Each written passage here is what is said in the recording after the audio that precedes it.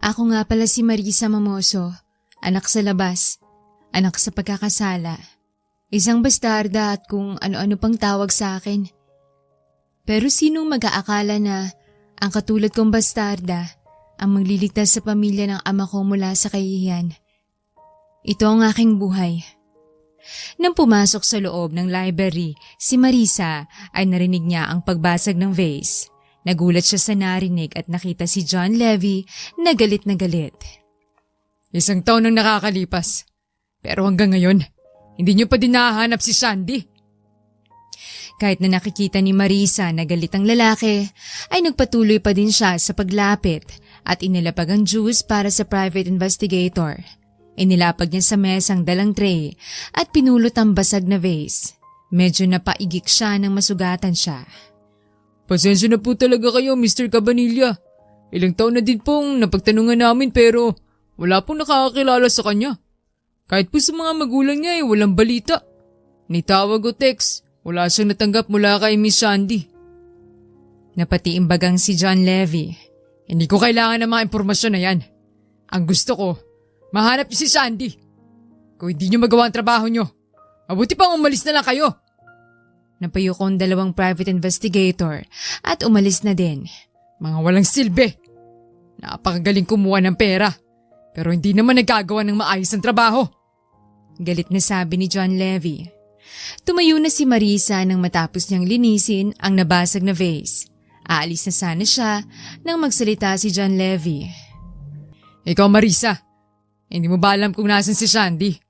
Magkapatid kayo. Siguro naman ay may nasabi siya sa'yo. Yumuko si Marisa. Pasensya ka na John Levy pero wala talaga akong alam kung nasan si Sandy. Sinabi ko naman yan sa'yo noon pa. Napaismid na lang si John Levy. Sige na, lumabas ka na. Bahagyang yumuko si Marisa at lumabas na. Itinapo na niya sa basurahan ang basag na vase at napaupo siya sa upuan. Wala na sa harapan niya si John Levy pero nanginginig pa din ang mga tuhod niya sa takot. Natatakot kasi siya na baka sa sobrang galit nito ay saktan siya. Napahawak na lang siya sa wedding ring na suot niya. Asawa niya si John Levy pero may iba itong babae na hinahanap. Kung ang ibang asawa ito ay baka nagwawala na ito pero hindi siya. Dahil isa lang naman siyang substitute bride ng kanyang kapatid sa ama. Napapikit na mga mata si Marisa nang maalala ang naganap isang taon na ang nakakalipas. Nagising si Marisa na nagkakagulo sa bahay ng mga violon. Hinawakan niya si Lenlen, isa sa mga kasama niya bilang katulong sa bahay. Lenlen, anong nangyayari? Bakit nagkakagulong mga tao? Nawawala si Miss Sandy. Sagot ni Lenlen. Nagulat si Marisa sa nalaman. Ano? Paanong nawawala? Nagkipit balikat si Lenlen. Hindi ko alam. Nagulat na lang kami na wala na si Miss Sandy sa kwarto niya. At wala na din ang ilang gamit niya. Sa pagkakaalam ko mukhang tumakas siya. Tumulong ka na din sa paghahanap at baka mapagalitan pa tayo ni Mrs. Holly. Nagwawala pa naman yun ngayon. Umalis na din si Lenlen habang si Marisa naman ay hindi makapaniwala sa nangyari. Bakit aalis na lang si Sandy sa araw ng kasal nito? Ngayon ang kasal nito kay John Levy, ang matagal na nitong nobyo. Nakikita naman niya na masaya ito kapag kasamang lalaki, pero bakit bigla itong tumakas sa araw ng kasal nito? Lumapit si Tessa kay Marisa. Marisa, pinatatawag ka ni Mrs. Holly. Mabilis na pumunta si Marisa sa opisina ni Mr. Jude, ang kanyang ama. Nakita niya doon si Mrs. Holly na pabalik-balik ang lakad habang hindi mapakali. Hindi ako naniniwala na tumakas ang anak nating Jude. Baka kinidnap na siya. Natatarantang sabi ni Holly. Napasa po naman sa noo si Jude. Paano mo may papaliwanag na nawawalang ibang mga gamit at maleta niya, Holly? Napakagatlabi si Holly. Anong gagawin natin ngayon? Hindi pwede na hindi matuloy ang kasal dahil nakakahiya. Handa ng lahat at sigurado akong magagalit sa atin ang mga kabanilyo kapag hindi natuloy ang kasal. Hindi lang naman kasi tayo mapapahiya. kundi pati sila. Napabuga ng malakas na hangin si Jude. May naisip na akong paraan. Kaya kumalma ka. Paano ko kakalma gayong nawawalang anak natin? Sigaw ni Holly. Huminga muna ng malalim si Marisa bago nagsalita. Pinapatawag niyo daw po ko. Napatingin si Holly kay Marisa. Anong ginagawa ng babae niyan dito? Lumapit si Jude kay Marisa. Si Marisa na munang magpapakasal kay John Levy. Parehong nagulat sina Holly at Marisa sa sinabi ni Jude. What? Ang bastarda mong ipapakasal kay John Levy? Nababaliw ka na ba? Napapailing si Holly habang tumatawa. Hindi ako papayag. Hindi ako papayag na makuha ng bastarda mo ang dapat na para sa anak ko. Napabuntong hininga si Jude. Uminahon ka muna, Holly, at makinig sa paliwanag ko. Si Marisa ang magiging bride, pero hindi totoong bride. Nagtaka si Holly. Anong ibig mong sabihin? Ganito yan. Matutuloy pa din ang kasal at pangalan pa din ni Sandy ang gagamitin natin sa marriage certificate. Pero si Marisa na muna ang papalit sa kanya hanggat hindi pa natin nahahanap si Sandy. Natahimik naman si Holly at pinag-isipan ng mabuti ang sinabi ni Jude. Sa bagay, mas mabuti na to kesa walang kasal na matutuloy at ang dalawang pamilyang mapahiya. Bahagyang napalayo si Marisa. Gusto niyo pong ako magpakasal kay John Levy? Naningkit ang mga mata ni Holly na lumapit kay Marisa at mahigpit na hinawakan ang pisngi niya. Bakit, Marisa? May angal ka? Wala ka namang choice eh. Dahil sa oras na hindi ka pumayag, ay ititigil namin ang pagpapagamot sa leche mong nanay. Marahas na binitawan ni Holly ang mukha ni Marisa. Alalahanin mo kung sino ka sa bahay na to. Hindi nakapagsalita si Marisa. Alam niya kung sino siya sa bahay na ito. Isa siyang bastarda. Anak siya ni Jude sa nanay niya na minsan din itong niloko. Hindi alam ng ina niya na may asawa palang lalaki at sinagot ito hanggang sa mabuntis ito. Nalaman na lang ng nanay niya ang lahat ng sinugod ito ni Holly. Ayaw na sana nilang magkaroon ng koneksyon ang mga buhay nila pero nagkasakit ang ina niya at kailangan nila ng pera. Kaya naman kahit ayaw ni Marisa ay lumapit siya dito. Pumayag naman ang ama niya na ito na ang sumagot sa gamot ng ina niya pero may kapalit si Holly. Ang pumasok siya bilang katulong at maging personal maid ng anak nitong si Sandy. Kaya kahit inaabuso at sinasaktan siya ni Holly ay tinitiis niya para sa ina niya. Nabalik sa ulirat si Marisa nang marinig niya ang pagtawag ni John Levy. Bakit? May iutos ka ba? Nagugutom ka ba? Anong gusto mong lutuin ko? Napakunot ng noo si John Levy habang nakatingin kay Marisa. Magluluto ka ng ganyan ang kamay mo? Tinuro ng lalaking kamay niya at nanlaki ang mga mata ni Marisa nang makita na marami na palang dugo ang lumalabas dito. Pasensya na, hindi ko napansin. Hinugasan ni Marisa ang sugat niya. Napabuntong hininga na lang si John Levy. Sa susunod kasi, hayaan mo na ang makatulong ang maglinis ng kalat. Maliit nang umiti si Marisa. Ayos lang, wala din naman akong ginagawa eh. Tumingin si Marisa kay John Levy. May kailangan ka? Napaiwas ang tingin si John Levy kay Marisa. Wala. Aalis ako at huwag mo na ako hintayin. Hindi man lang hinintay ng lalaking sagot niya at umalis na. Napabuntong hininga na lang si Marisa. 1 taon na silang kasal ni John Levy pero hindi naman sila nagkakausap.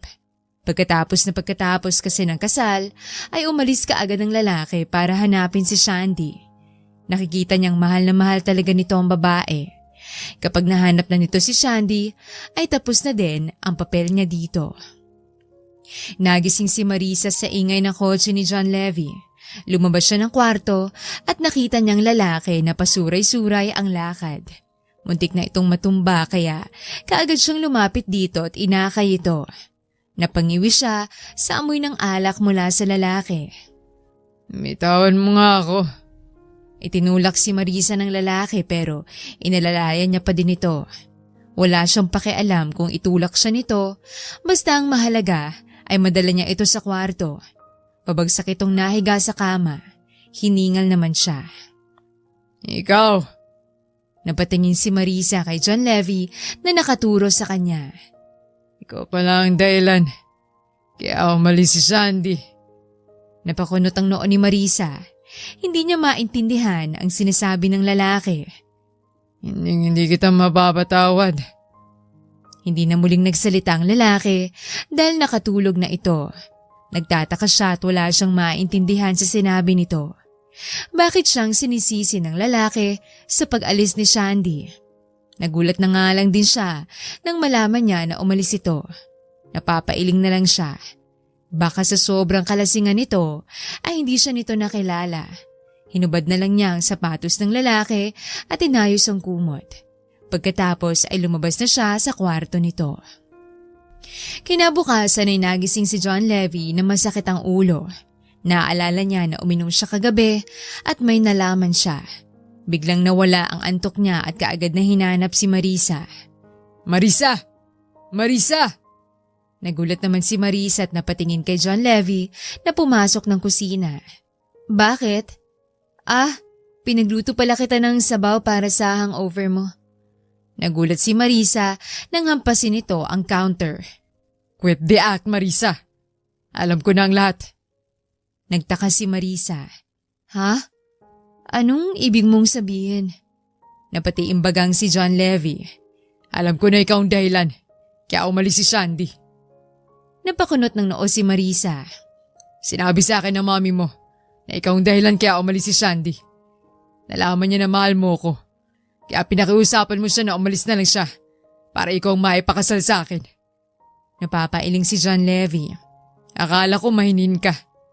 Mabait pero lahat pala lang yun. Balat kayo mo lang. Napakurap-kurap si Marisa. Sandali. Sinong may sabi? Si Mrs. Napailing si Marisa. Si Mommy? Hindi alam ni John Levy na isa lang siyang bastarda. Ang pagkakaalam ng lalaki ay galing siya sa probinsya kaya hindi siya nito nakilala. Ang pagkakaalam din nito ay anak siya ni na Jude at Holly. Lumapit si John Levy sa kanya at mahigpit na hinawakan ang braso niya. Hindi kita mapapatawad sa ginawa mo, Marisa. Kapag nahanap ko na si Sandy, hindi ako magdadalawang isip na palayasin ka. Binitawan ni John Levy ang kamay niya at umalis na. Nagtataka si Marisa. Hindi niya alam kung bakit sinabi yon ni Holly. Wala naman yung katotohanan. Dahil sa gusto niyang malaman ng totoo, ay pumunta siya sa bahay ng mga ito. Anong ibig sabihin nito, Mrs. Holly? Bakit sinabi niyo kay John Levy na ako ang dahilan kaya umalis si Shandy? Oh! Nagalit ba siya sa'yo? Napakunot ng noo si Marisa. Tumayo si Holly mula sa pagkakaupo sa sofa. Ginawa ko yon para hindi maging mabuting relasyon niyo. Nagtaka si Marisa. 1 taon na kayong kasal. Paano na lang kung magkamabutihan kayo bigla? Paano na ang anak ko? Kaya kung galit sa'yo si John Levy, tanggapin mo na lang. Bahagyang napaatras si Marisa. Nababaliw ka na. Galit naman na hinawakan ni Holly ang kamay ni Marisa. Baliw na kung baliw. Pero itong tatandaan mo, Marisa, bastarda ka lang. At ang buhay na natatamasa mo ay buhay na para sa anak ko. Pilit na binabawi ni Marisa ang kamay niya pero mas sumigpit ang hawak ni Holly dito. Matapang ka na ngayon? Bakit? Dahil ba nasa bahay ka na ni John Levy? Pwes, ipapakita ko sa'yo. Marisa, na ako pa din ang masusunod. Halika dito! Kinaladkad ni Holly si Marisa. Ano ba, Mrs. Holly? Bitawan niyo nga ako. Hanapin ako ni John Levy. Natawa naman si Holly. As if naman na may pakialam siya sa'yo. Ang anak ko lang naman ang mahal niya. Alam naman nating lahat yon na kahit 1 taon nang nakakalipas, hinahanap niya pa din si Shandy. Kaya kahit 1 taon ka pang mawala, hindi ka hanapin ni John Levy. Napabagsak sa sahig si Marisa nang itulak siya ni Holly. Binalot kaagad siya ng takot. Mabulo ka dyan!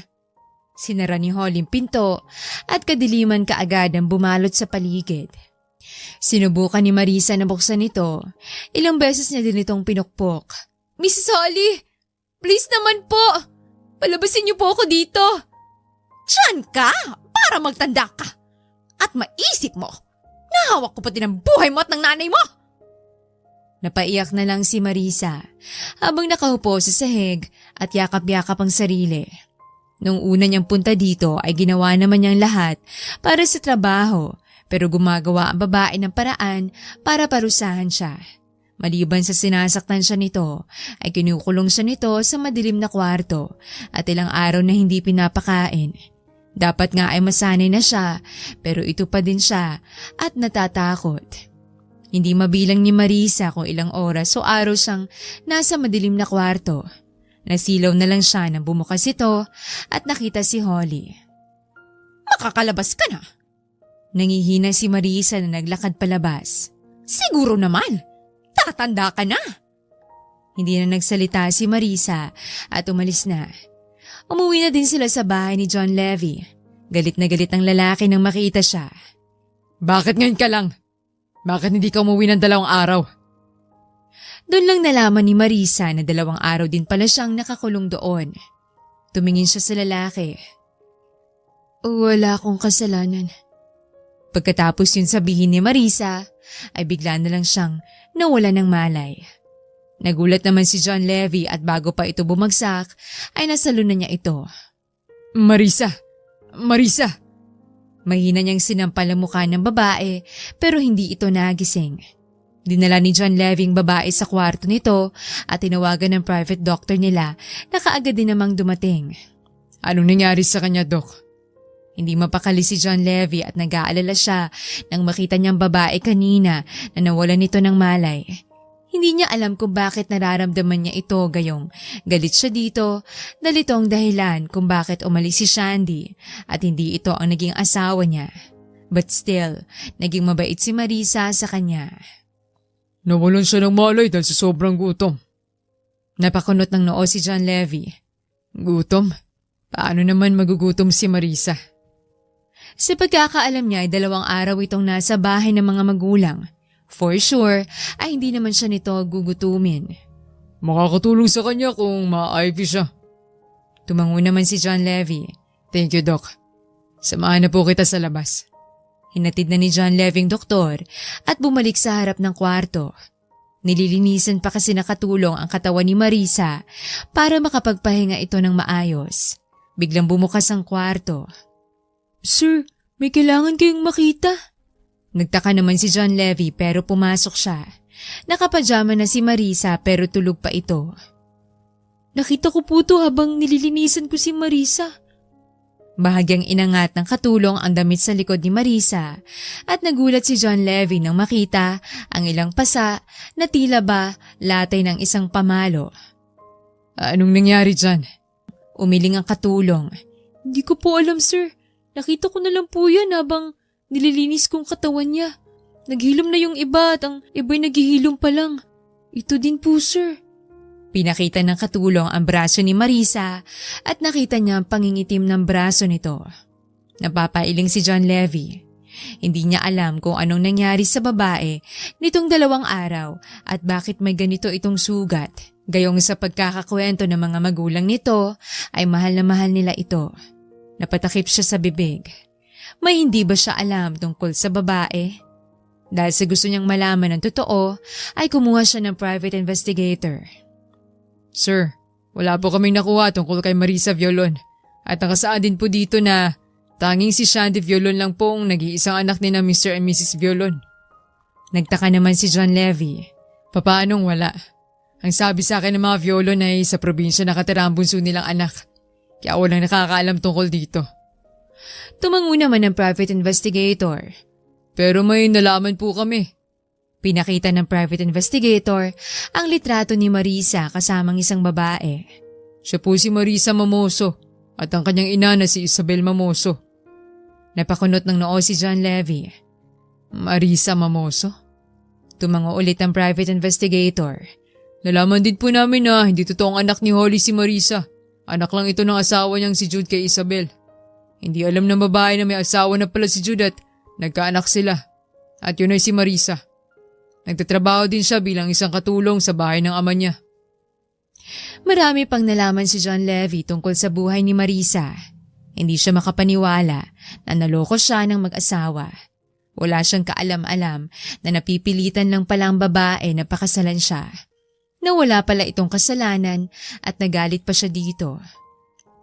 Nakatingin si John Levy kay Marisa na ngayon ay nakaupo sa kama. Nakasandal sa headboard habang kumakain. Ngumiti ito sa katulong. Salamat po sa pag-aalala sa akin, Manang Elsa.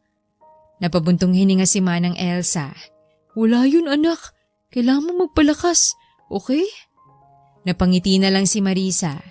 Sa dinami-dami ng tao sa mundo ay tanging si Manang Elsa lang ang nakitaan niya ng totoong malasakit. Itong naging nanay niya sa bahay na ito. John Levy. Napatingin si Manang Elsa kay John Levy. Maiwan ko na muna kayo. Kinuha na ni Manang Elsa ang tray at lumabas. Pumasok naman si John Levy sa kwarto at naupo. Kumusta na pakiramdam mo? Ngumiti si Marisa. Medyo mabuti na. Pasensya na kung 2 araw akong hindi nakauwi. Alam mo na, namiss ko lang kasi sina Mommy at Daddy. Tahimik lang si John Levy habang nakatitig kay Marisa. Bakit hindi sinasabi ng babae sa kanya ang totoo? Dahil ba ayaw malaman ng mga violin ang kalupitan nito kay Marisa? Hahawakan na sana niyang ulo ni Marisa nang bigla itong natinag na parabang natatakot na saktan nito. Napakurap-kurap si Marisa.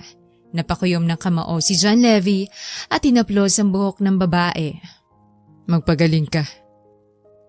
Hindi makapaniwala si Marisa na nakatingin kay John Levy habang papalabas sa kwarto niya.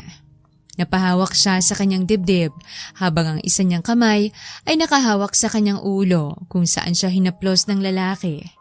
Bakit nararamdaman niya ito? Bakit kumakabog nang mabilis ang puso niya ng ganito? Ilang araw pa na nanatili si Marisa sa kwarto niya bago siya tuluyang gumaling. Bumalik na din ang lakas niya. Kaya naman, nagluto siya ng agahan para kina Manang Elsa at John Levy. Gusto niyang magpasalamat sa mga ito dahil sa pag-aalaga ng mga ito sa kanila.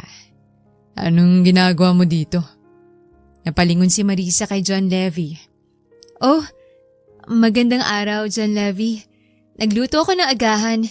Niluto kong paborito mong adobo. Napakunot ng noo si John Levy. Paano mo nalaman ang paborito ko? Ngumiti si Marisa at pinatay ang stove. Habang wala kasi napagkukwentuhan ka namin ni Manang Elsa. Naikwento din niya sa akin ang mga ayaw at gusto mo. Inilapag ni Marisa ang niluto niyang adobo sa mesa. Bilang pasasalamat ko sa inyo sa pag-aalaga niyo sa akin nang may sakit ako. Napabuntong hininga si John Levy. Kagagaling mo lang sa sakit pero eto ka ngayon at nagluluto. Paano na lang kung bumalik ang sakit mo? Hindi nakapagsalita si Marisa. Hindi naman mukhang galit si John Levy. Sa katunayan ay mahinahon itong nagsalita na tila nag-aalala. Ngumiti siya. Okay naman na ang pakiramdam ko. Salamat sa pag-aalala. Nakatitig lang si John Levy kay Marisa at napaiwas na lang tingin dito. Naiilang kasi siya. Bakit parang hindi na ito galit sa kanya ngayon? Hindi na din ito nagtatanong tungkol kay Shandy. Napabuntong hininga na lang siya. Sana ganito na lang sila para tahimik ang buhay nila. Hindi alam ni Marisa kung bakit nag-iba ang pakikitungo ni John Levy sa kanya. Hindi kaya dahil sa nagkasakit siya at nagilty ito? Pero kahit nagilty ang nararamdaman ng lalaki, para sa kanya ay ayos lang. Basta ang mahalaga ay maayos sila. Kumatok si Marisa sa library ni John Levy at pumasok. Magpapaalam sana ako. Kumunot ang noo ni John Levy habang nakatingin kay Marisa. Alis ako bukas. Magkikita kami ng kaibigan ko pero babalik din naman ako bago maghapunan. Tumangulang ang lalaki kaya naman napangiti si Marisa. Yun lang, salamat. Lumabas na din si Marisa. Bukas kasi ay dadalawin niya ang kanyang ina. Noon naman ay walang kaso kung dadalawin niyang ina dahil wala naman noon sa bahay si John Levy, pero ngayon ay kailangan niyang magpaalam dito dahil baka magtaka ito kapag umalis siya. Kinabukasan ay bumili ng prutas at ibang mga pagkain si Marisa para sa ina niya. "Mama!" Masaya na lumapit si Marisa sa ina at niyakap ito. "Kumusta na po kayo dito?" Ngumiti ang ina ni Marisa. "Maayos naman anak. Medyo nabobore lang ako dito. Kailan ba ako lalabas?" Inilagay ni Marisa sa mesa mga pinamili niya. "Mama, ang sabi ng doktor ay kailangan nyo ng treatment na to para tuluyang gumaling. Kaya hanggat nandito kayo, kailangan nyo magpalakas." Napanguso ang ina ni Marisa. "Pero nabobore na ako dito eh. Wala akong ibang ginagawa dito kundi ang humiga at matulog." Kinuha ni Marisa ang mga pinamili niya. "Ito ma, bumili ako nito dahil alam kong gustong-gusto niyong magtahi. Sa pamamagitan nito, hindi na kayo mabobore dito sa ospital." Napabuntong hininga ang babae. "Kumusta ka naman sa bahay ng ama mo? Hindi ka ba niya pinapabayaan? Hindi ka ba inaabuso ng asawa niya?" Ngumiti si Marisa para hindi mag-alala ang ina.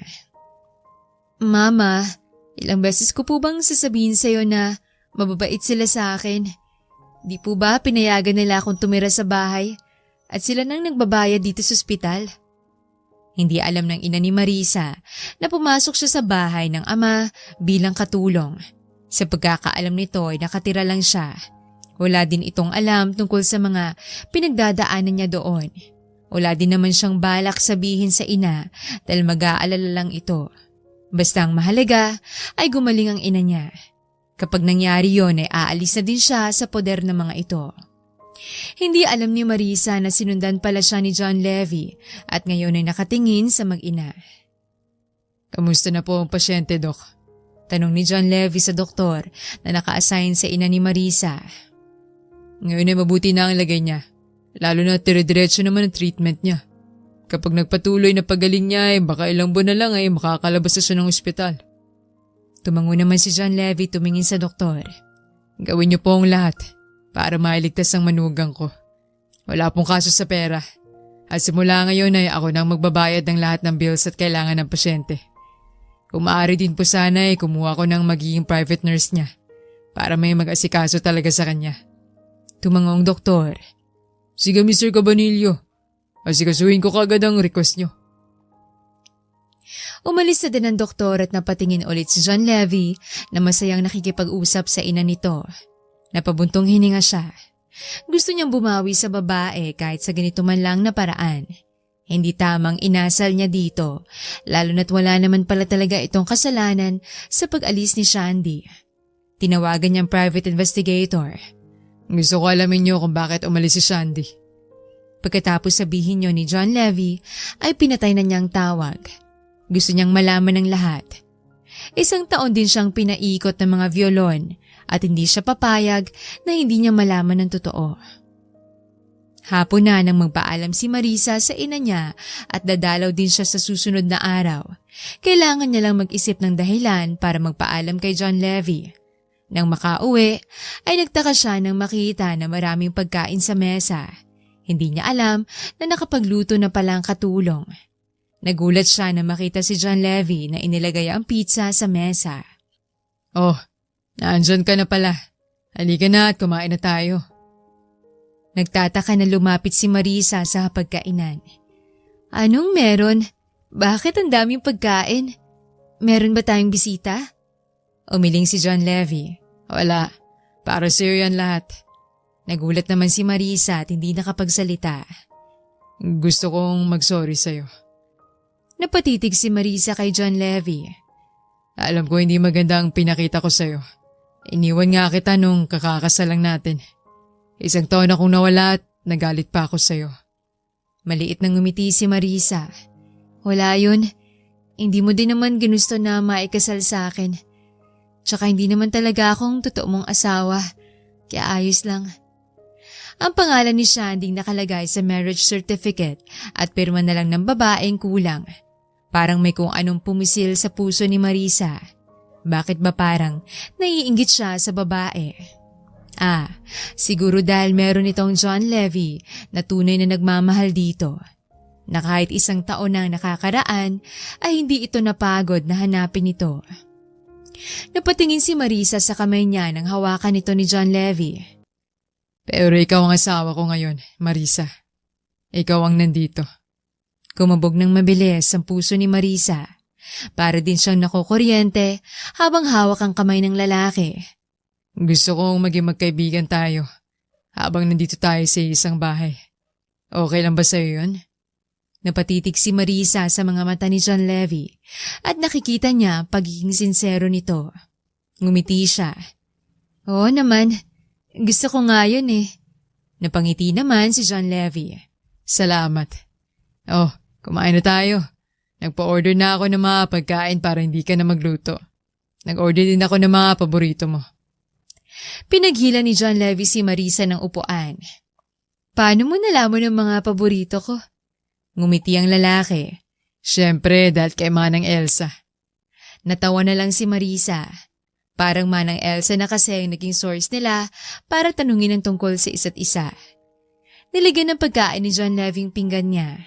Pero sa susunod, kung may gusto kang malaman tungkol sa akin, ako na lang tanungin mo. Okay? Napatingin si Marisa sa lalaki. Talaga? Pwede yun? Tumango si John Levy. Oo naman. Bakit hindi? Magkaibigan naman na tayo. Natuwa naman si Marisa. Kahit papano ay from stranger to friends na sila. Masaya na siya doon. Sige. Mas naging close sina John Levy at Marisa. Kaya naman unti-unting nahulog ang loob niya sa lalaki. Minsan talaga ay nasasabi niya na sana siya na lang si Shandy para siya na lang ang minahal ng lalaki. May problema ba? Napatingin si Marisa kay John Levy. Kumakain sila ngayon ng merienda na binili pa ng lalaki. Wala naman. Naisip ko lang kasi, bakit mo pala minahal si Shandy? Anong meron siya na minahal mo? Napaisip naman si John Levy at binabang hawak na tinidor.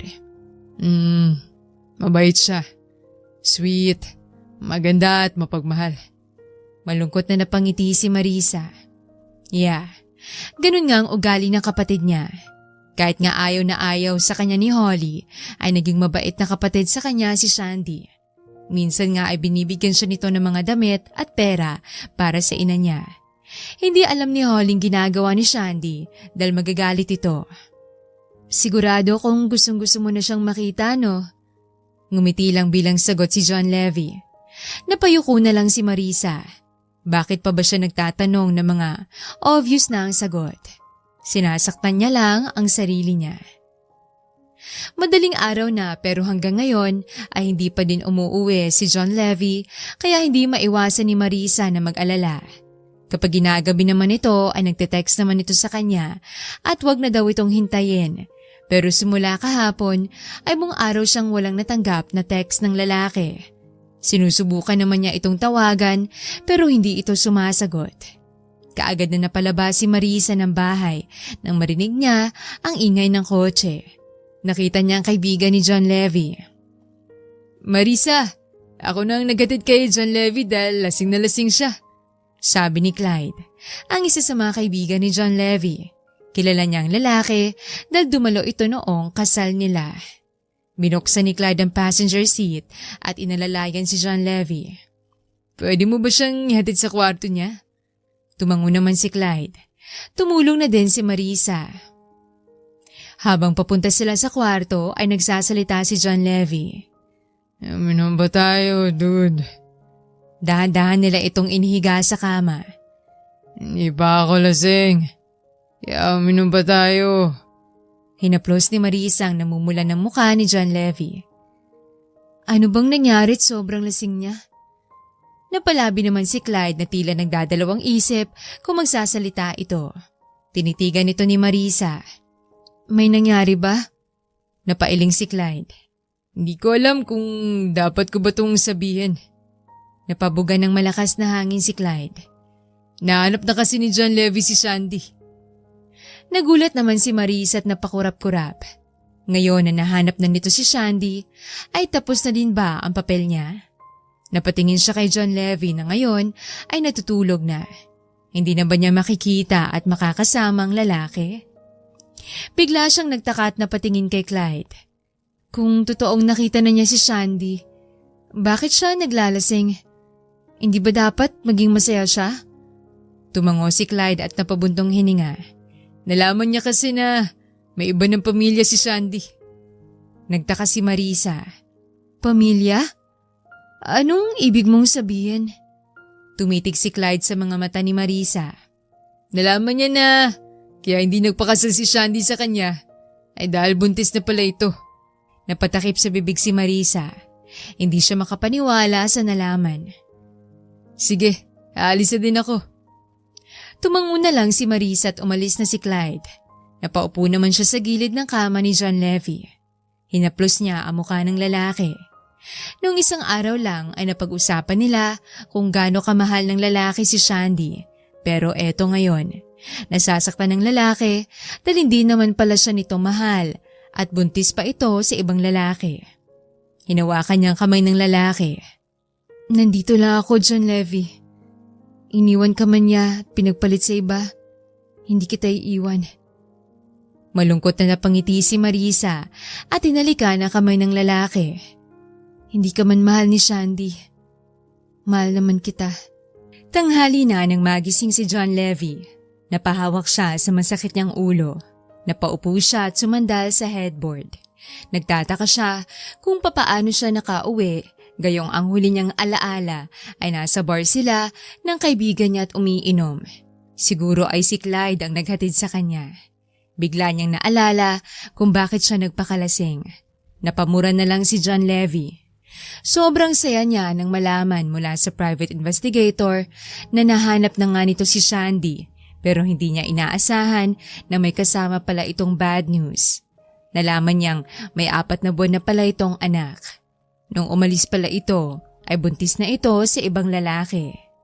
Nalaman niya na sa dating hardinero lang na mga violon ang ama ng anak nito. Hindi niya napigilan ang maiyak sa sobrang sakit. Hindi niya inaasahan na pagtataksilan siya ng babaeng minahal niya.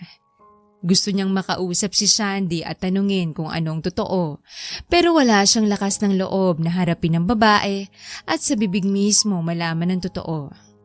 Bumukas ang pinto at pumasok si Marisa na may dalang tray. Gising ka na pala. Pinunasan ni John Levy ang pisngi. Inilagay naman ni Marisa ang tray sa bedside table at naupo sa gilid ng kama. Dinala na kita ng pagkain at gamot. Nagtimpla na din ako ng kape para sa hangover mo. Hindi nagsalita si John Levy. Nalaman ko kay Clyde kung bakit ka nagpakalasing. Natawa naman ng mapakla si John Levy. Hindi ako makapaniwala na nagawa sa akin yun ni Shandy. Hindi ko akalain na sa kabila na pinapakita niya sa akin, kapag nakatalikod pala ako pinagtataksilan niya ako. Alam mo ba na may relasyon sila ni Aljon? Nagulat si Marisa. Hindi niya inaasahan na si Aljon pala ang kalaguyo nito. Natawa na lang si John Levy. Damn it. Ano bang meron ng lalaking yun na wala ako? Kaya ko namang ibigay sa kanyang lahat Pero bakit pinili niya pa din ang lalaking yun? Bakit niya ako iniwan? Gustong magwala ni John Levy sa sobrang sakit ng nararamdaman niya. Napatingin siya sa kamay niya nang hawakan ito ni Marisa. Iniwan ka man niya. Hindi naman kita iiwan, Levy. Napatitig si John Levy kay Marisa. Kahit na hindi tayo totoong mag-asawa, magkaibigan naman tayo. At ang totoong magkaibigan, hindi nag-iiwanan. Napakurap-kurap si John Levy. Pangako mo yan, ha? Tumango naman bilang sagot si Marisa. Hindi ko na alam kung pati ikaw ay iiwan din ako. Hinaplos ni Marisa ang mukha ni John Levy at ngumiti. Hindi kita iiwan, okay? Kaya naman kumain ka na para magkalaman ng tiyan mo. Kinuha ni Marisa ang bowl ng porridge. Here comes the airplane. Natawa na lang si John Levy. Ako na, hindi na ako bata. Kinuha ni John Levy ang bowl at kumain. Napangiti naman si Marisa. Kahit papano ay napatawa niya ang lalaki. Simula nga ng araw na yon ay hindi na pinabayaan ni Marisa si John Levy. Pinagluluto niya ito ng agahan at hapunan. Inaasikaso niya din ito. Sa ganitong paraan ay hindi masyadong maramdaman ng lalaki ang sakit na naramdaman nito kay Shandy. Kinuha ni Marisa ang telepono nang mag-ring ito. Cabanillo House, sino po to? Narinig ni Marisa ang boses ni Clyde sa kabilang linya. Clyde, ikaw pala. Bakit ka napatawag? Gusto ko lang kumustahin ang kaibigan ko. Kamusta naman siya dyan sa bahay, Marisa? Ngumiti si Marisa kahit hindi naman nakikitang kausap niya. Okay naman, kumakain naman siya. Sinisiguro ko na bago siya pumasok sa opisina at matulog ay kumakain siya. Bakit mo naman naitanong? Wala ba siyang nakakwento sa'yo? Napakunot naman ang noo ni Marisa. Wala naman. May problema ba sa kanya na hindi ko alam? Napabuntong hininga si Clyde at napasapo sa noo. I guess hindi niya pinapakita sa'yo ang totoo niyang nararamdaman. Napahawak si Marisa sa wire ng telepono. Maayos siya dyan sa bahay, pero hindi dito sa opisina. Sinusubsob niya ang sarili sa trabaho. Buong araw ay trabaho lang siya. Niyang magpahinga o kumain ng tanghalian ay hindi niya ginagawa. Bahagyang nagulat si Marisa. Nag-aalala lang ako sa kaibigan ko. Masiging down siya nang malaman ng totoo kaysa nung nalaman niyang umalis si Shandy. Baka may maitulong ka, Marisa. Napakagatlabi si Marisa. Hindi niya inaasahan na nagpapanggap lang pala na maayos si John Levy habang kaharap siya. Huminga siya ng malalim. Titingnan ko, Clyde. Ibinaba na din ni Marisa ang telepono. Pumunta siya sa kusina at nagluto ng tanghalian. Pagkatapos ay nilagay niya ito sa lagayan at pumunta sa opisina ni John Levy. Napatingala siya sa malaking building. Nakakalula. Ito ang unang beses na pupunta siya sa opisina ng lalaki. Huminga siya ng malalim. Dumiretso siya sa floor kung saan sinabi ni Clyde. Lumapit siya sa isang babae. Excuse me, miss. Nandyan ba si John Levy? Napatingin ang babae kay Marisa. Kahit na mainit ang panahon ay balot na balot ng katawan niya sa suot niyang damit. Ayaw niya din kasi na may makakita ng ilang mga pasa niya na noon pa niya nakuha. Simula kasi nang magkapasa siya ay hindi na siya sumusuot ng mga damit na nakikita ang balat niya. Ngumiti ang babae. May meeting pa po si Mr. Cabanillo. Sino po ba sila at may appointment po ba kayo? Napalabi si Marisa. Sino nga ba siya sa buhay ni John Levy? Paano niya sasagutin ang tanong ng babae? Hindi din naman niya masabi na asawa siya nito, lalo na't substitute lang naman siya. Ngumiti si Marisa. Kaibigan niya po ako. Nandito lang ako para dalhan siya ng pagkain. Biglang may lumapit na isang babae. Matangkad ito at kung titingnan pa lang ni Marisa ay malakas na ang aura nito kasama ng mapupulan nitong labi. Tumaas ang isang kilay ng babae. Kaibigan? Tiningnan ng babae mula ulo hanggang paa si Marisa dahilan para manliit siya. Kilala ko ang mga kaibigan ni Mr. Cabanillo. Pero ni minsan ay wala akong nakilalang kaibigan niya na isang katulad mo. Hindi nakasagot si Marisa at napalunok na lang. Tell me the truth. Isa ka sa mga babae naghahabol sa kanya, no? Mabilis na umiling si Marisa. Huwag ka nang magsinungaling. Marami na katulad mong babaeng pumupunta dito para lang akitin si Mr. Cabanillo. Ngumisi ang babae habang tinitingnan ang kabuuan ni Marisa. Hindi nga umubra sa kanya mga sexy at halos nakikita na ang kaluluwa. Ikaw pa na sobrang simple lang? At hindi ka ba naiinitan sa suot mo? Napahawak si Marisa sa kanyang kwelyo. Ang mga babae na katulad mo na inosente sa panglabas na anyo, pero nasa loob din pala ang kulo. Hindi pa din nagsalita si Marisa dahilan para mainis ang babae. Ano ba? Pipi ka ba? Magsalita ka! Hinila ng babaeng kwelyo niya at napunit nito. Nanlaki ang mga mata ni Marisa at kaagad na inayos ang damit. Sa may bandang likuran ng damit niya ang napunit. Miss Elaine, tama na po! Saway ng sekretary ni John Levy. Nagalit naman si Elaine dahil kahit napunit na niya ang damit nito ay hindi pa din nagsasalita si Marisa. Para sabihin ko sa'yo, babae, wala kang pag-asa kay Mr. Cabanillo. Kilala mo ba si Shandy? Siya lang naman ang first love ni Mr. Cabanillo. At kahit ikinasal siya sa iba, ay si Shandy pa din ang mahal niya. Hindi na napigilan ni Marisa ang maiyak. Hindi siya umiiyak dahil sa napunit niyang damit, kundi sa masasakit na salitang sinasabi ng babae.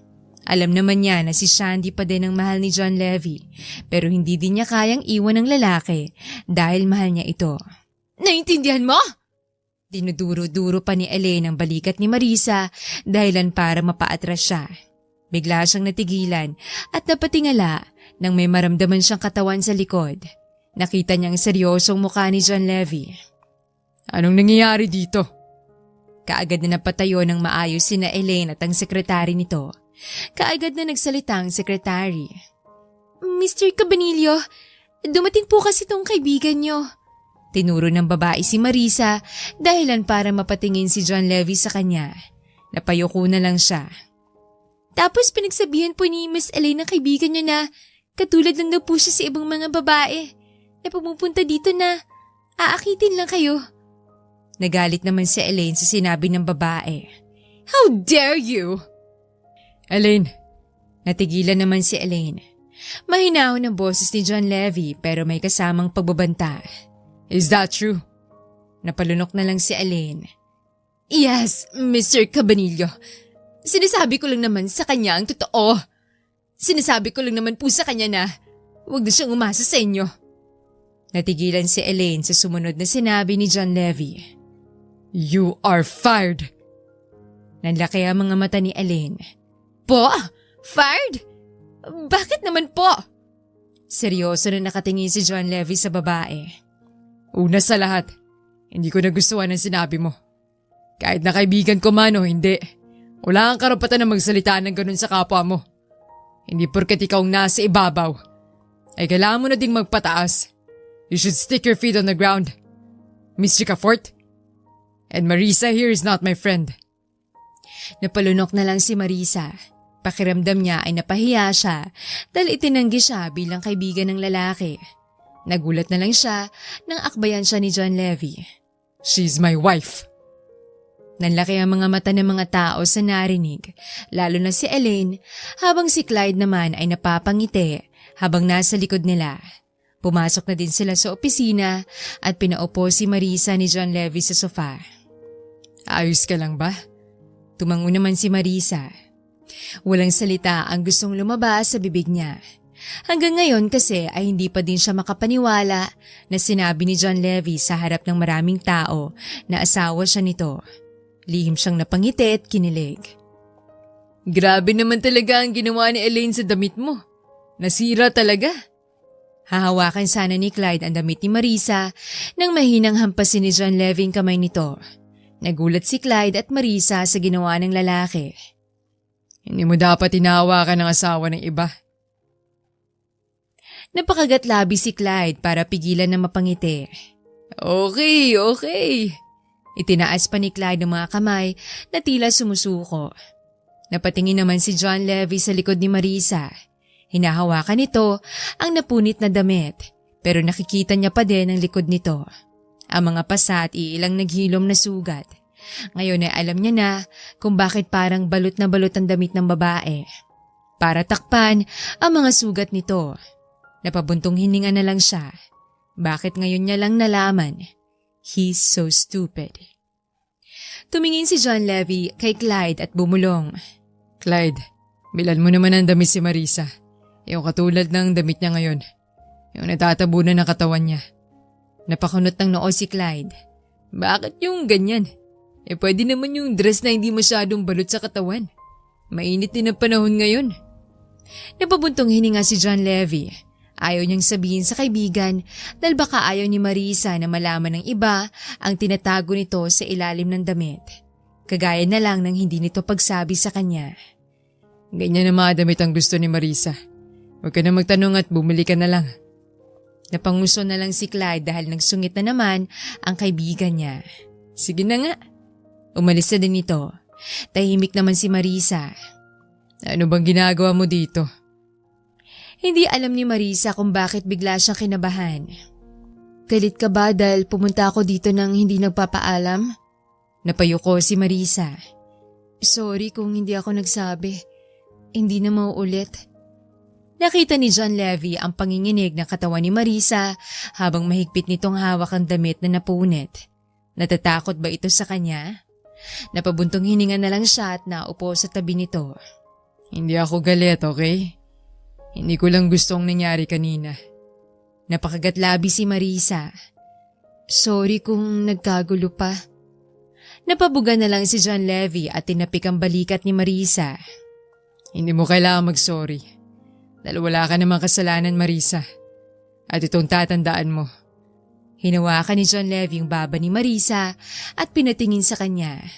Napalunok naman ito ng mariin at kumakabog ng mabilis ang puso. Hindi mo kailangan mag-sorry. Kung alam mo naman na wala kang kasalanan. Okay? Napatitig si Marisa at napatango na lang. Gusto niyang maiyak dahil itong unang beses na may nagsabi sa kanya ng ganon.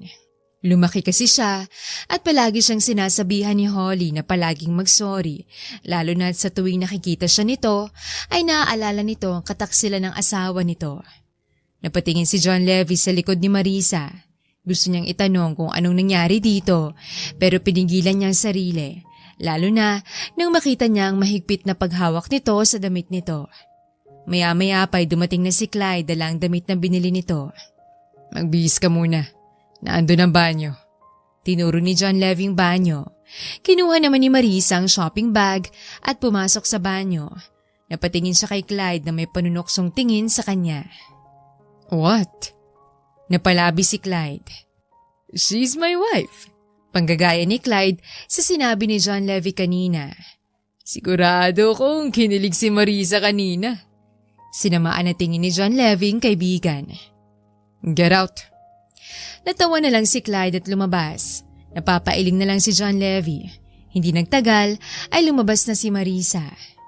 Sorry. Biglang natigilan si Marisa at naalalang sinabi kanina ni John Levy.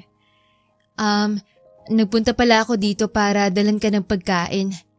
Kaagad na binuksan ni Marisa ang mga pagkain na dala niya. Bakit? Kasi nalaman ko na hindi ka pala kumakain ng tanghalian at puro ka na lang trabaho. Hindi man sabihin ni Marisa, pero alam ni John Levy na ang kaibigan niyang si Clyde ang nagsabi. Naupo na lang siya. Hindi mo naman kailangan mag-alala sa akin, Marisa. Kaya ko naman ang sarili ko. Napatigil si Marisa at mahigpit ang naging hawak sa pinggan. Tumingin siya kay John Levy. Pero paano kung magkasakit ka? Oo, kaya kitang alagaan kapag nangyari yon pero hindi ko kayang makitang nagkakasakit ka. Nanginginig ang mga kamay ni Marisa. Sa lahat ng tao na nakilala ko, isa ka sa mga naging mabait. Kaya hindi ko gusto na may mangyaring masama sa'yo. Hinawakan ni Marisa ang kamay ni John Levy. Isa ka sa mahalagang tao para sa akin, John Levy. Hanggat makakaya ko gusto kong tulungan ka. Kaya please, Levy. Napatitig si John Levy sa mga mata ni Marisa. Nakikita niya ang pagiging sincero nito. Napapansin ko, minsan tinatawag mo akong Levy. Nahiya naman si Marisa at binawing kamay niya na nakahawak sa kamay ng lalaki. Sorry. Hindi mo ba nagustuhan? Binawi ni John Levy ang kamay ni Marisa at ngumiti. No, I like it. Simula ngayon ay Levy nang itawag mo sa akin. Unti-unting napangiti si Marisa. Kumain na tayo? Tumango naman si John Levy at masaya silang kumain. Mas lalong naging mas malapit ang dalawa. Araw-araw na din na pumupunta si Marisa sa opisina ni John Levy para masiguro na kumakain ng maayos ang lalaki. Habang nasa kusina siya, ay biglang tumunog ang telepono kaya sinagot niya ito. Cabanillo House? Sino po sila? Narinig ni Marisa ang boses ni John Levy sa kabilang linya, dahilan para mapangiti siya.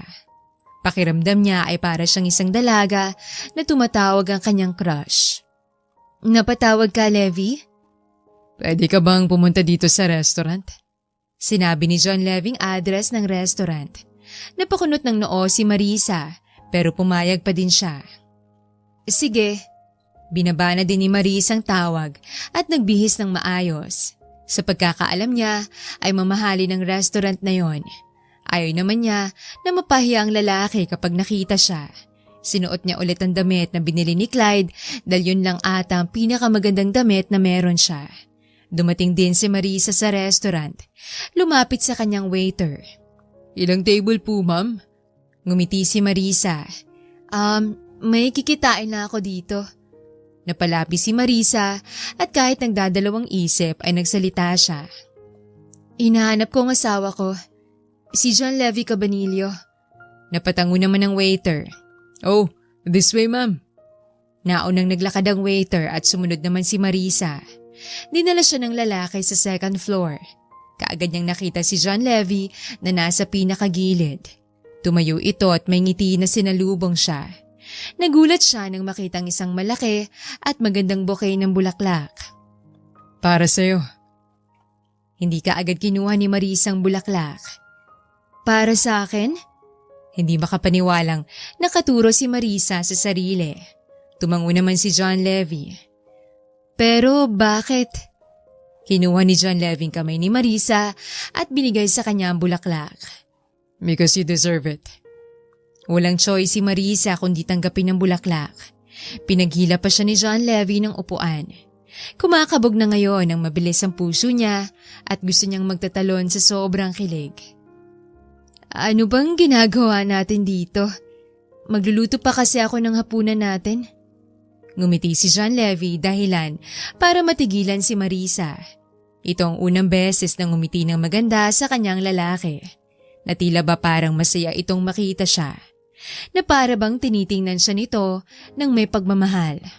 Napailing na lang siya. Pagmamahal? Imposible yon dahil alam naman niya kung sino ang mahal ng lalaki. Huwag mo nang isipin ang dinner.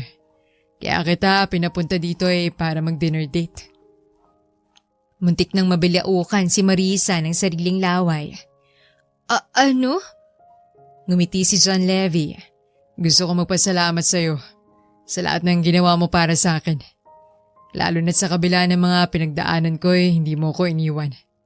Napangiti si Marisa. Sinabi ko naman sa'yo na hindi kita iiwan, diba? Mananatili ako sa tabi mo hanggat gusto mo. Napatingin si Marisa sa kamay niya nang hawakan ito ni John Levy at hindi siya makagalaw sa kinauupuan niya nang halikan ito ng lalaki. Hindi na nagawa pa ni Marisa na magtanong kung bakit ginawa yun ng lalaki. Dumating na din kasi ang in-order nila at kumain na. Itong unang beses na nakakain siya sa mamahaling restaurant. Ngayon ay alam na niya kung bakit mahal ang mga pagkain dito ay dahil masasarap pala. Para sa kanya ay ito na ata ang pinakamasayang araw ng buhay niya. Kung panaginip nga ito, ay ayaw na niyang magising pa. Makalipas ang ilang araw ay medyo nagtataka pa si Marisa sa ugali ni John Levy dahil sa pagiging sweet nito sa kanya. Mas lalo itong naging mabait at maalaga sa kanya. Hindi niya alam kung bakit, pero siguro dahil hindi niya ito iniwan. Pero unti-unti ay nasasanay na din siya. Namamalengke siya nang bigla siyang may napansin na parang pamilyar sa kanya. Sandali lang po Iniwan ni Marisa ang pinakilo niyang karne at hinabol ang lalaki. Aljon? Aljon! Mabilis na tumakbo si Marisa para mahabol ang lalaki. Aljon! Nang mahabol ni Marisa ang lalaki, ay lumingon ito sa kanya. Nagulat ito nang makita siya. Ikaw nga. Pumunta ng park sina Aljon at Marisa. Binigyan siya ng lalaki ng tubig. Salamat. Naupo naman si Aljon sa tabi niya. Nasaan si Shandy? Bakit hindi mo siya kasama? Ngumiti si Aljon. Nasa probinsya siya, kasama ng anak namin. Biglang natigilan ng lalaki. Ngumiti naman si Marisa. Alam ko nang may anak na kayo. Actually, alam na din ni Levy. Napayuko si Aljon. Ano bang nangyari? Hindi ko alam na may relasyon kayo ni Shandy. Huminga ng malalim si Aljon. Matagal na kaming may relasyon ni Shandy. Mas nauna pa kami kaysa kay John Levy. Kaya lang naman siya sinagot ni Shandy dahil pinipilit siya ng mommy niya. Dahil nga mayaman si John Levy. Napabuga na naman ng malakas si Aljon at napatingala. Nang malaman ko na ikakasal na pala siya, inaya ko siyang magtanan. Pero hindi siya pumayag dahil alam niyang magagalit ang mommy niya at itatakwil siya. Pero isang linggo bagong kasalay, nalaman namin na buntis pala siya. Gusto ko siyang panindigan kaya pinilit ko siyang magtanan. Ayaw niyang lumaki ang anak niya nang walang ama. At alam niyang ipapalaglag ito ng mommy niya kaya naglakas loob siyang sumama sa akin. Ngumiti si Aljon habang nakatingin kay Marisa. Bawat araw na magkasama kami, araw-araw kong pinaparamdam sa kanya na mahal ko siya. At hindi siya magsisisi na sumama siya sa akin. Ngayon ay masaya na kami, kasama ng aming mga anak. Napatango si Marisa at napangiti. Masaya siya na malaman na nasa mabuting kalagayan ang kapatid niya. Alagaan mo sana siya at sana balang araw ay makita ko siya. Hinawakan ni Aljon ang kamay ni Marisa at pinisil ito. Huwag ka mag-alala. Aalagaan ko sila at sasabihin ko kay Shandy na nakita tayo. Sigurado ko matutuwa siya kapag nalaman niya na nakita tayo. Napakasaya ni Marisa. Ngayon ay mapapanatag na siya tungkol sa kapatid. Habang nag-uusap sila, dumaan naman ang kotse ni John Levy. Dude, hindi ba si Marisa yan? Tanong ni Clyde na itinuro si Marisa. Napatingin naman si John Levy at nakita nga ang lalaki. Teka, si Aljon ba yung kasama niya? Kilala nilang dalawang itsura ni Aljon dahil pinakita ng private investigator ang picture ng lalaki. Nagulat na lang si Clyde na biglang bumaba si John Levy sa kotse. Uy, sadali lang! Nagmamadaling naglakad si John Levy sa kinaroroonan ni Marisa. Nakakuyom ang kamao niya at nang makalapit na nga siya ay hindi siya nagdalawang isip na suntukin ito. Nagulat si Marisa na bumagsak si Aljon sa sahig. Aljon! Mas nagulat si Marisa nang makita ang galit na mukha ni John Levy. Levy! Susuguri na naman sana ni John Levy ang lalaki nang pigilan ito ni Marisa. Stay away from my wife! Dinuro ni John Levy ang lalaki. Kinuha mo na sa akin si Shandy. At hindi ako papayag na pati si Marisa ay kunin mo. Nataranta naman si Marisa. Ito ang unang beses na nakita niya na ganito kagalit si John Levy na talagang nananakit pa. Levy, ano ba? Wala namang ginagawang masama si Aljon. Nag-uusap lang kami. Natigilan si Marisa nang masama na tumingin si John Levy sa kanya. Hinila na lang siya nito papalayo. Get out! Nagtataka naman si Clyde. I said get out! Nagulat si Clyde na biglang sumigaw si John Levy. Fine, fine, fine. Lumabas sa kotse si Clyde. Ano bang problema? Napatingin si Clyde kay Marisa at umiling naman siya. Pinasakay siya ni John Levy sa kotse at kaagad nitong pinaandar ang kotse. Napapakapit na siya sa seatbelt dahil sa sobrang bilis ng pagpapaandar ng lalaki. Nang makarating sila sa bahay ay galit na galit pa din si John Levy.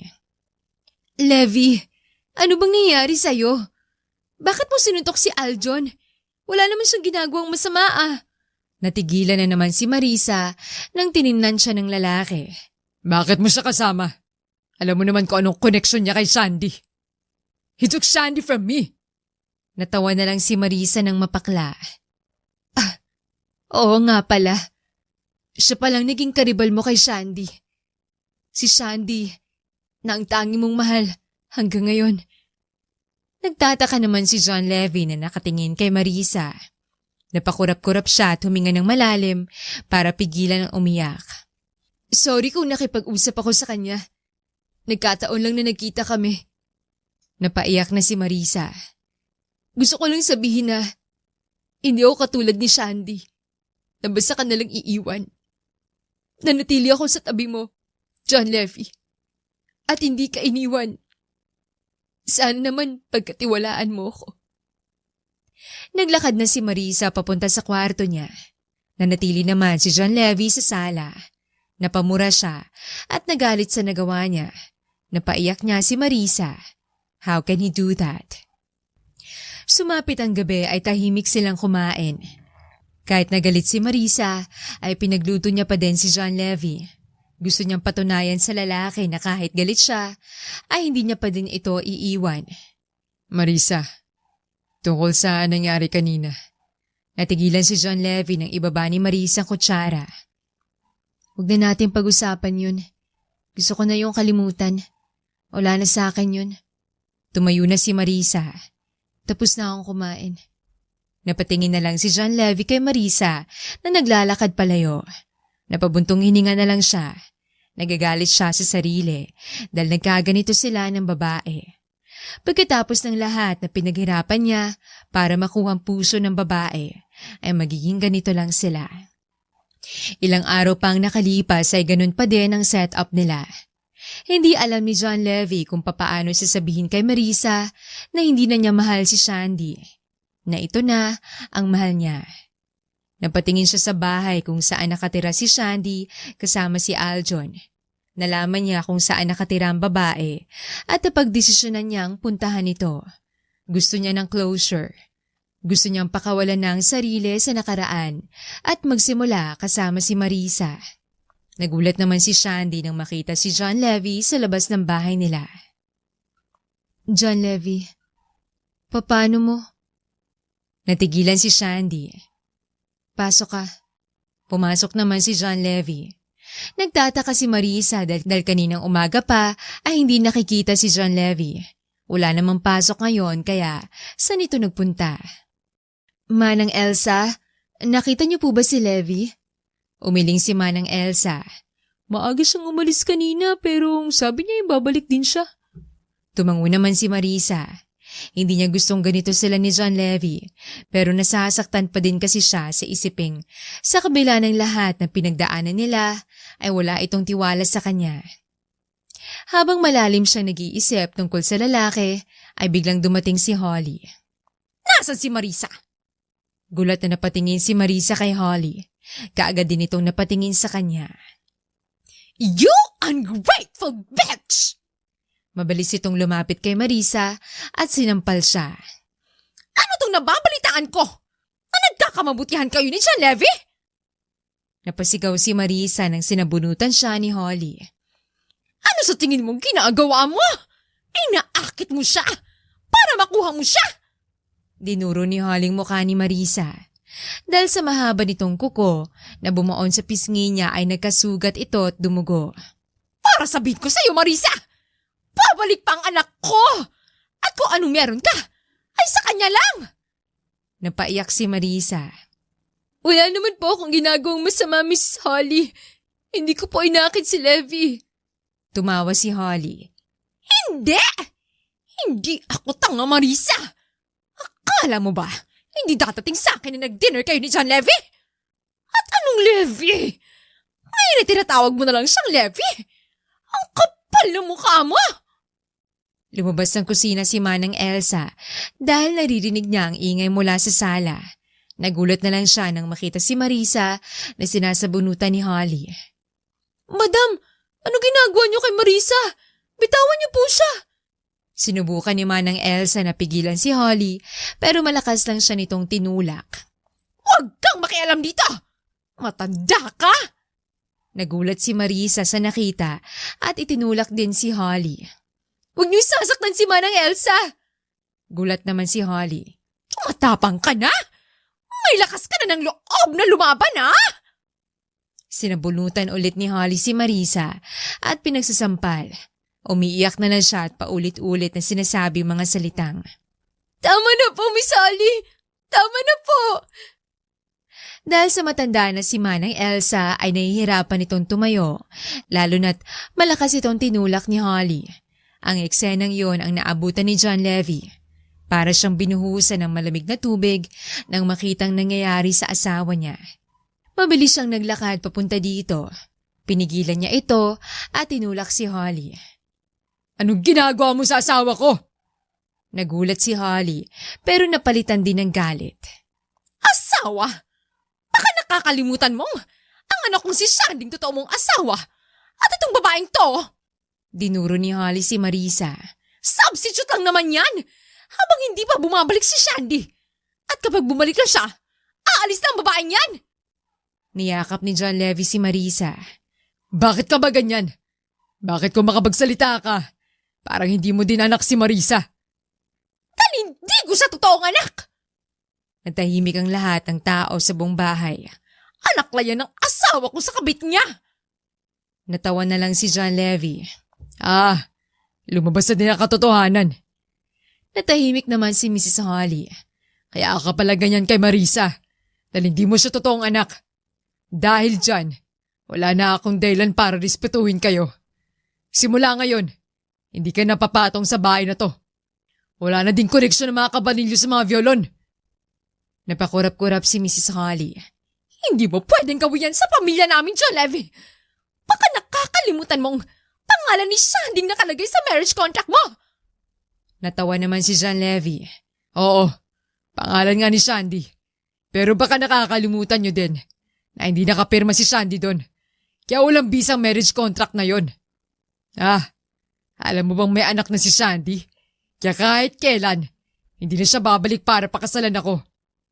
Nagulat naman si Holly. Mahigpit na niyakap ni John Levy si Marisa. And Marisa here is my wife. My one and only wife. May diin na sabi ni John Levy, dahilan para hindi makasagot si Holly. Guard! Sigaw ni John Levy, nakaagad din namang dumating ang guard.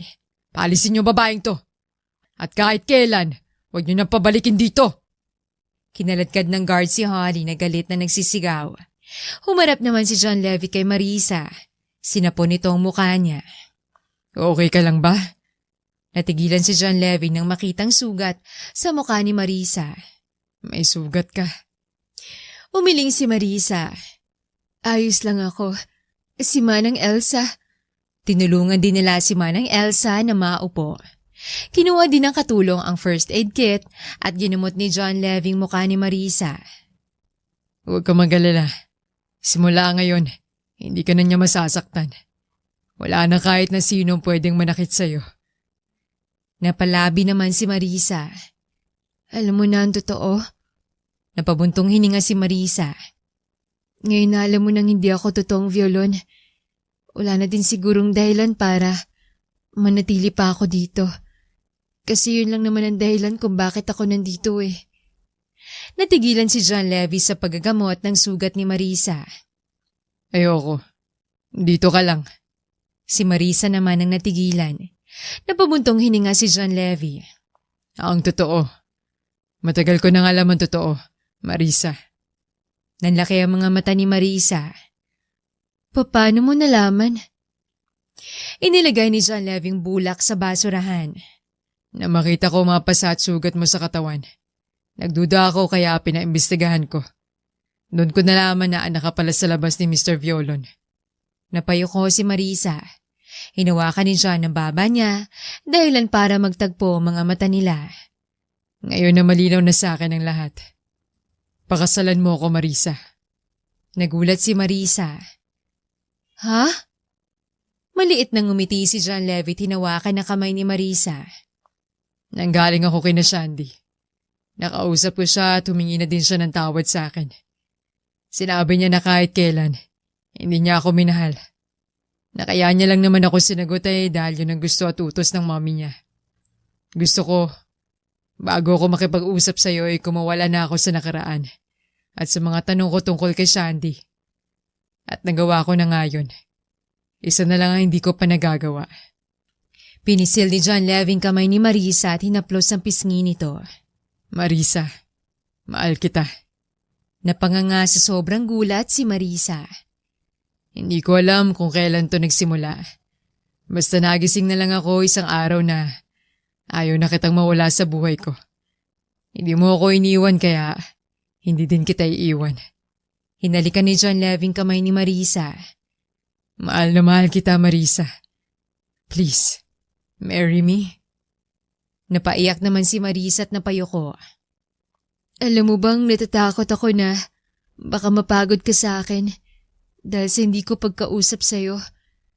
Na baka paalisin mo din ako. Mahal na mahal kita, Levi. Kung alam mo lang kung gaano ako kasaya ngayon na malaman kong mahal mo din ako. Kaya oo, papakasalan kita, Levi. Nagtaka si Marisa nang tinanggal ni John Levy ang wedding ring. Anong ginagawa mo? Inilagay ni John Levy ang singsing sa mesa. Kinuha nito ang isang red velvet box at binuksan ito. Nagulat si Marisa nang makitang isang makinang na singsing. Parang nagiging kulay purple ito kapag nasisinaga ng araw. Dahil tayo ng totoong ikakasal, gusto kong palitan ang suot mo na para talaga sa'yo. Ang singsing na yon ay para kay Shanti. At iba naman ang para sa'yo. Para lang talaga sa'yo. Napatingin naman si Marisa sa singsing. Anong gagawin natin sa singsing? Napakibit balikat si John Levy. Pwede nating ibenta tapos ang pera na makukuha natin ay ibibigay ko sa'yo para mas makatulong sa pagpapagaling ng nanay mo. Nagulat na naman si Marisa. Ngumiti si John Levy. Yeah, sweetheart. Alam kong tungkol sa nanay mo. I told you. Alam ko na ang lahat. Napalabi naman si Marisa. Gusto ko ding sabihin na ang mga sugat mo ay may paraan para mawala. Nanlaki ang mga mata ni Marisa. Talaga? Napangiti si Marisa dahil ilang ointment na ang sinubukan niya pero hindi natanggal ang mga scar. Bigla siyang natigilan. Pero, kaya mo ba ipatatanggal dahil ayaw mo? Umiling si John Levitt, inipit ang ilang hibla ng buhok niya sa gitna ng tenga niya. No, hindi dahil dun. Kundi dahil ayoko makita na hindi mo nasusuot ang mga gusto mong damit. Na nahihiya kang makita na ibang tao ang mga sugat mo. Gusto ko maging proud ka ulit at hindi matakot. Napaiyak na naman si Marisa sa sobrang saya. Niyakap niya si John Levy. Salamat, Levy. Maraming salamat. Isang linggong nakalipas ay inilabas na din sa ospital ang ina ni Marisa. Tuluyan na nga itong gumaling sa sakit nito. Pinatuloy ito ni Marisa sa bahay ni John Levy. Anak, kaninong bahay ito? Ngumiti si Marisa. Sa mapapangasawa ko, punay. Gulat na napatingin ang ina ni Marisa para sa kanya. Dumating naman si John Levy. Nay, siya po si John Levy, ang mapapangasawa ko. Ngumiti naman si John Levitt, nagmano sa ina ni Marisa. Nice meeting you po, Nay.